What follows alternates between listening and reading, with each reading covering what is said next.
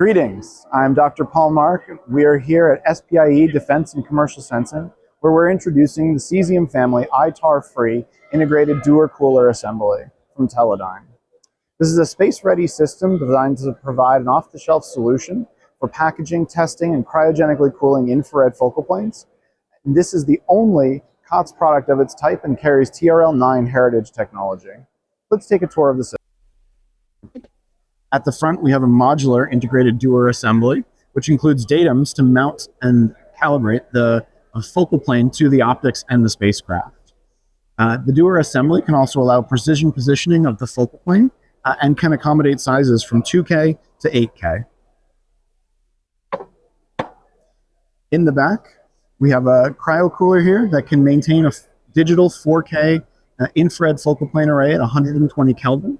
This capability is made possible by several Teledyne patented innovations in heat dissipation and handling.